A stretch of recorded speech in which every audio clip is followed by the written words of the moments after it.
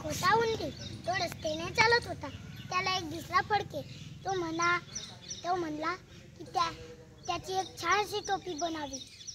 मग तो गेला धोबीदादाकडे. धोबीले म्हणाला, धोबी दादा मला एक कपडा धुवून द्याल का? मग तो चल, मला वेळ नाही, निघ इथून. मग तो म्हणतो, तुम्ही इतके कपडे धुता आणि मला एवढीसे तर फडके ते धुवायला नाही म्हणता. थांबा, मी 4 उंदीर आणतो आणि तुमची चांगलीच खोड मोडतो. मग तो धोबीदादा घाबरी घेतो. मग तो म्हणतो, आण, मी तुझे कपडे धुवून देतो. मग तो धुई देतो. मग तो जातो शिंपी दादाकडे. शिंपी दादाले म्हणतो, शिंपी दादा मला एक कपडा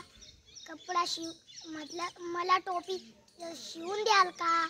मग शिंपी दादा म्हणतो, चल, मला वेळ नाही, निघ इथून. मग तो म्हणतो, तुम्ही इतके कपडे शिवता आणि मला एवढीशी तर टोपी ते शिवायला नाही म्हणता. थांबा, मी 4 उंदीर आणतो आणि तुमची चांगलीच खोड मोडतो. मग तो शिंपी दादा बी घाबरला. मग त्याला टोपी शिवून दिली. मग तो गेला गोंडे दादाकडे.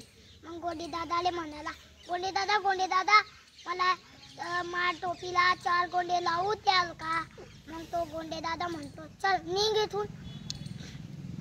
मग तो उंदीर म्हणतो, अरे तुम्ही त्या कपड्याला गोंडे लावता आणि मला एवढी शीतल टोपीला 4 गोंड्यांना लावायला नाही म्हणतात. थांबा, मी 4 उंदीर आणतो आणि तुमची चांगलीच खोड मोडतो. मग तो गोंडे दादा घाबरला. मग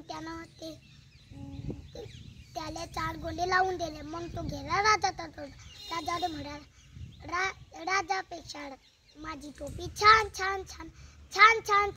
राजाच्यापेक्षा माझी टोपी छान. मग तो राजा म्हणतो, ए शिपाई, त्या उंदराची टोपी काढू ना. मग तो शिपाई जातो आणि त्या उंदराची टोपी काढून राजाला दी देतो. मग तो उंदीर म्हणतो, राजा भिकारी माझी टोपी घेतली. मग राजा वापस दी देतो त्याची टोपी. आणि मग तो म्हणतो, राजा मला घाबरला, माझी टोपी दिली. मग तो असे गाणे म्हणत तो चालला गेला घरी. तुझे नाव सांग. शौर्य चंद्रकांत खैरे. इयत्ता दुसरी. गुड.